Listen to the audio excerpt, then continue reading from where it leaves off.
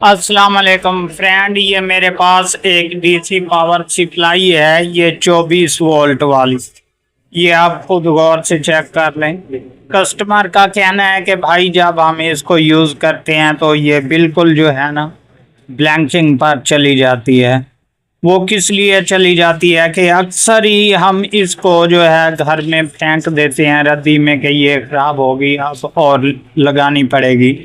तो इसका बिल्कुल आसान सा तरीका है, छोटा सा नुस्खा होता है जो कि बिल्कुल कंप्लीट हल हो जाएगा।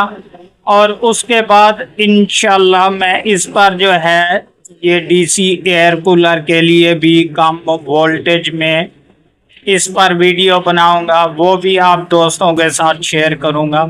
तो अभी इसका ब्लैंकिंग मोड जो है वो ख़त्म करने के लिए कौन सा मसला हल करना पड़ेगा, ये मैं अभी इंशाल्लाह इसको ओपन करता हूँ।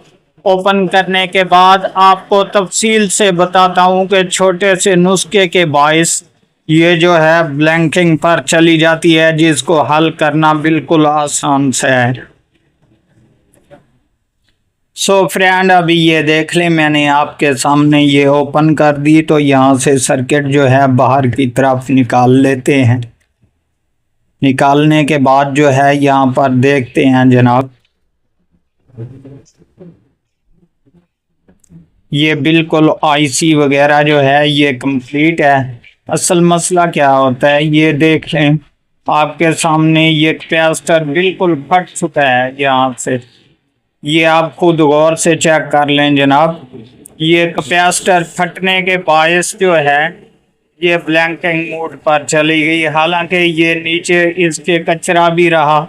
अगर बात की जाए दोस्तों तो मैं अभी आपको इंशाल्लाह यहाँ पर भी दिखा देता हूँ। ये देख लें, ये जो कैपेसिटर के अंदर केमिकल होते हैं ये आपके सामने यहाँ पर गिर चुके हैं, जिसके बायस ये ऑन तो हो जाती है लेकिन ब्लैंकिंग मोड पर चली जाती है।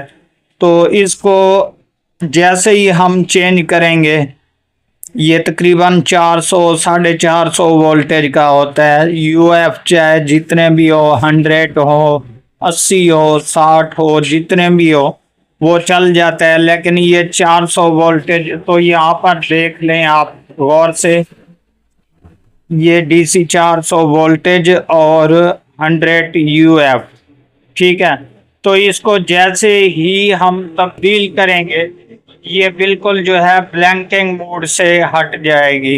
ये मुकम्मल तफसील थी दोस्तों जो मैंने आपको बता दी, क्योंकि अक्सर हम इसको कबाड़ में फेंक देते हैं। उससे बेहतर है ये 20-30 रुपये का जो है ये आइटम आपको बाज़ार से आसानी से मिल जाता है। इसको जैसे ही चेंज करेंगे ये बिल्कुल ओके और क्लियर हो जाएगी।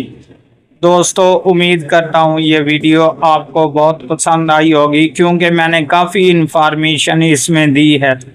और इसके बाद अभी इंशाल्लाह दूसरी वीडियो में अपलोड करूँगा कि इस पर वोल्टेज कैसे कम करने हैं। हमने 24 से नीचे लेकर आना है इसको, क्योंकि हमने जो है इसको डीसी एयर कूलर पे इस्तेमाल करनी है, ये छोटी सी पावर सप्लाई।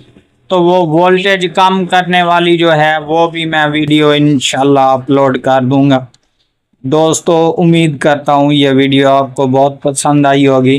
अगर आप हमारे चैनल पर अभी तक नए हैं तो हमारे चैनल को ज़रूर सब्सक्राइब कर लें, ताकि इस तरह की कंप्लीट वीडियो आपको बर वक्त नोटिफिकेशन के ज़रिए मिलती रहे।